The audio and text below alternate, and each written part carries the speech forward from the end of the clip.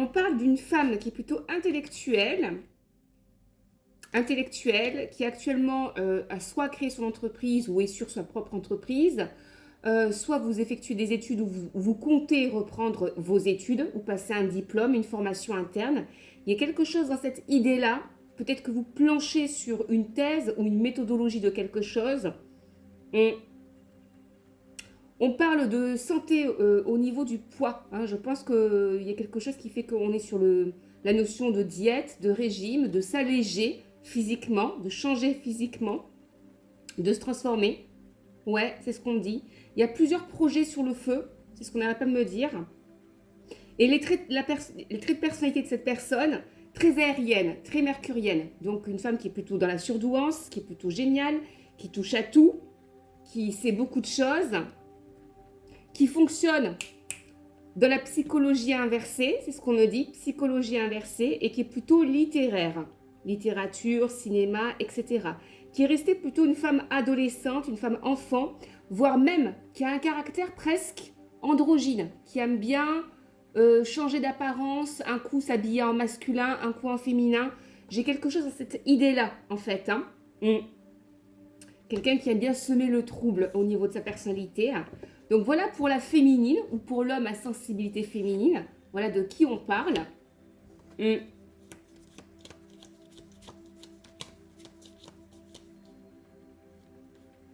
Ouais.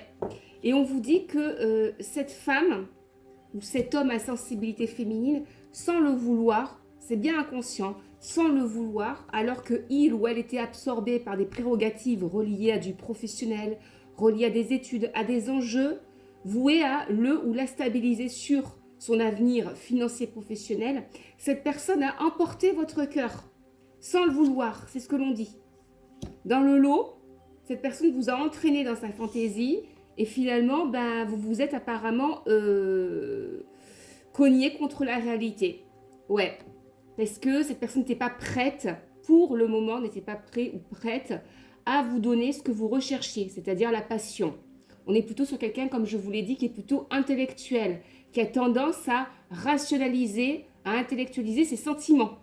Donc, qui a peur d'écouter ses sentiments. Ouais, là, j'ai une carte qui ressort. Et d'ailleurs, c'est ce sur quoi cette personne résiste. Il ou elle résiste à l'amour, à ses émotions. Parce qu'elle a peur d'avoir besoin de l'autre.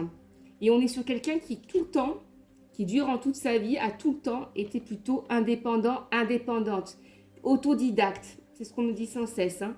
Donc, c'est quelqu'un qui a très très peur de l'amour et qui, justement, est tout le temps dans le domaine des idées. Ça évite d'aller dans les sentiments, de se poser des questions, etc. à ce niveau-là. Ouais, parce qu'il y a très peur, il y a une peur bleue d'être vulnérable ou de s'accrocher à quelqu'un, de tomber dans une forme de dépendance affective. Quoi d'autre? Quelle est l'énergie de ce couple et les difficultés surmontées ou pas? L'énergie, c'est que pour moi, waouh, il va y avoir une opportunité. Pour l'instant, j'ignore si c'est lui ou elle, ou si c'est vous qui allez recréer une opportunité ou faire le premier pas. Mais j'ai une opportunité en or qui est sincère, qui va dans la vérité. Il y a des aveux qui vont être dits, voilà. Aveux et une opportunité en or qui va se créer par l'un ou par l'autre pour faire la transition, pour aider cet autre à faire le passage vers l'amour. C'est ce que l'on dit. Vers l'amour, vers la terre inconnue. Voilà. On est sur quelqu'un qui ne connaît pas l'amour, hein. Terre inconnue. Ouais. Qui a très peur de fonder une famille.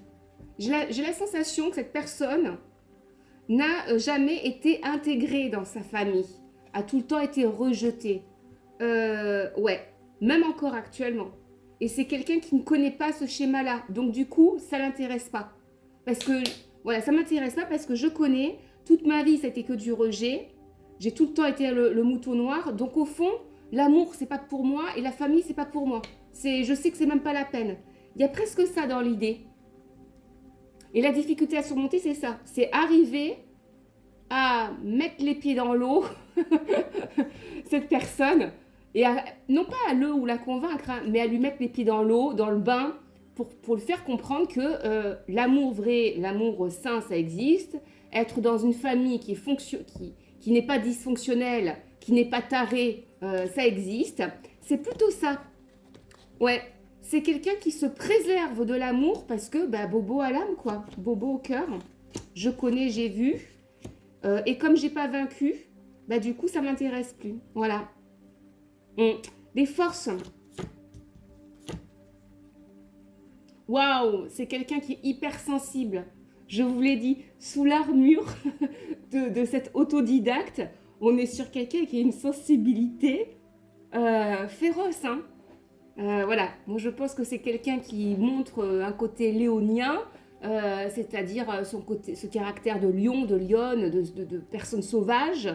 Ouais, qui fait peur peut-être même. Hein. Alors qu'au fond, on est sur quelqu'un qui a beaucoup de douleur, qui n'est même pas terminé de pleurer sur son passé en fait, qui n'a pas pu grandir. Et c'est pour ça qu'on a quelqu'un qui d'ailleurs actuellement est en formation ou cherche une formation ou cherche à créer quelque chose, à étudier, à plancher, à analyser quelque chose parce qu'au fond, c'est quelqu'un qui n'a peut-être pas fait des études. Tout simplement. Donc la grande force, c'est que c'est quelqu'un qui est hyper adaptable, caméléon, qui est très curieux de tout, qui apprend vite, qui est génial, qui a du génie, qui est surdoué, mais qui est difficile à canaliser au niveau émotionnel. Le moindre truc, ça la fait vriller ou ça la fait basculer. Ça, ouais. On est sur quelqu'un qui a un comportement qui est presque, je dirais, autistique. Hein.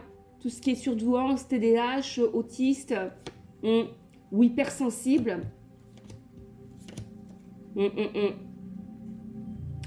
Oui, alors, les épreuves à venir, il va y avoir une discussion à propos d'une femme. Donc ça peut être une mère. Je pense qu'il va y avoir un événement assez troublant chez cette personne-là. Peut-être que cette personne va se disputer avec sa mère, par exemple, ou une tante, ou une demi-sœur, quelque chose comme ça, demi-sœur ou sœur. Et cette personne, après cette discussion, va sentir que il ou elle a besoin de quelqu'un dans sa vie. Écoutez bien, j'ai besoin de quelqu'un dans ma vie, j'ai besoin d'être entourée. J'ai pas besoin de 100 millions de personnes, j'ai besoin d'une personne qui me veut du bien. Je sais que j'ai l'embarras du choix. L'énergie du couple, hein, c'est que des deux côtés, il y a l'embarras du choix. Chez vous comme chez l'autre ou comme chez votre crush. Mais ça ne vous intéresse pas. Vous connaissez la personne avec qui vous voulez fonder votre famille, avancer dans cette terre inconnue, c'est ce qu'on dit, voilà, pour un projet d'avenir lointain. Il va y avoir cette fameuse opportunité, j'ai l'impression que c'est relié à une conversation, à un rejet familial. Again, encore une fois avec quelqu'un de sa famille, plutôt une femme, une mère, une demi-sœur, une sœur, ou peut-être sa fille. Et le déclic, la découverte de, en fait, j'ai besoin de quelqu'un. Il faut absolument que je parviens à comprendre que m'accrocher à quelqu'un, c'est ce dont j'ai besoin. Je résiste, je persiste et je résiste depuis des années, en me disant que tout seul ou toute seule, sur le fil du funambule, je vais y arriver. La réalité, c'est que j'en suis là encore aujourd'hui dans ce schéma répétitif, dans ce blocage, parce que je n'ai pas compris et appris à m'accrocher à quelqu'un. Waouh, j'ai envie de pleurer. C'est ce que cette personne a compris.